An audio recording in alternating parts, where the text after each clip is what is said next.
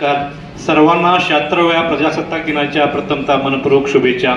आजचा जो प्रसंग आहे एका वृद्धाश्रमचं उद्घाटन खरं सांगायचं म्हणजे तर हा आनंदाचा क्षण नाही आहे। हा खरं म्हणजे एक आपला जो समाज आहे तो कुणीकडे तर वेगळ्या दिशेने चालला आहे। समाजाचं पतन होत आहे।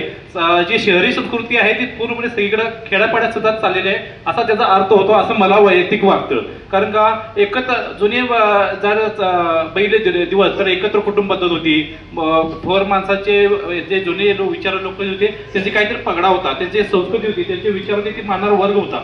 पण आता असं चाललंय की मी म्हणजे हम कर्ज कायदा म्हणजे प्रत्येक कुटुंबाला काय पाहिजे स्वातंत्र्य हवाय। पण आई वडील ज्यांनी आपल्याला जन्म दिला, ज्यांना हे विश्व दाखवलं, त्यांना जर तुम्हाला त्याच्या जर शेवटच्या काळात जी त्यांची आयुष्याची संध्याकाळ म्हणतो आपण त्या ह्याच्यात जर तुम्हाला जर त्याचा सहवास नको असेल तर हे यासारखं दुर्दैवी काही नाही।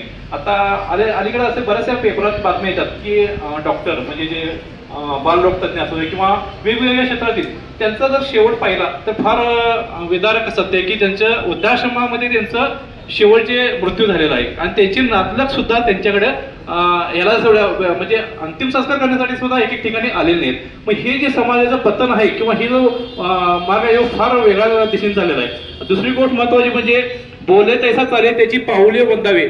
जे आमचे आदरणीय म्हणजे आमचे मार्गदर्शक आपल्या समर सोशल फाउंडेशन संस्थापक सादिक शेख सर जसे बोलतात तसे करतात। ज्या वेळेला आपला पुरस्कार सोहळा होता तर त्यांनी पुरस्कार सोहळ्याला ज्यावेळेला स्टेजवरून उतरले आणि आईच्या चरणी त्यांनी मस्तकी त्यांनी पेटा नेसला। ही जी शिकवण आहे ना ही फार मोठी शिकवण आहे।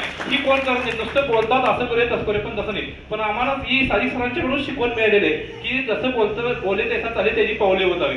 मी तर असे म्हणेन की सादिक सरांनी महाराष्ट्रातील भविष्यात सुद्धा 50% घरं फुटत असतील तर ती थांबतील का तर आमची शिकवण सादिक सरांची अशी आहे की प्रत्येकाच्या कुटुंबामध्ये कसं वातावरण असलं पाहिजे, भावाभावामध्ये रिलेशन कसं असलं पाहिजे, आपल्या कुटुंबामध्ये कसं वातावरण ठेवून आपण कसं पुढे मार्गापर्यंत केलं पाहिजे।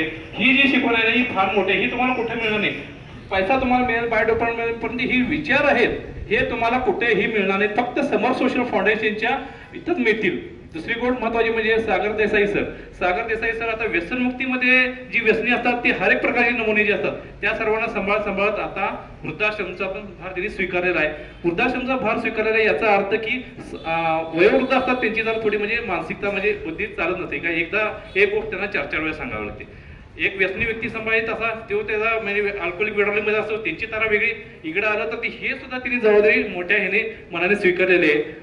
मी त्यांना ह्या पुढील कार्यक्रमासाठी शुभेच्छा देतो आणि मी माझा इथं 2 मिनिटाचा मनोगत संपवतो आणि मी माझ्यातर्फे फुलना फुलाची पाकळी म्हणून 10,000 रुपयाचा चेक वृद्धाश्रमसाठी देतो। धन्यवाद।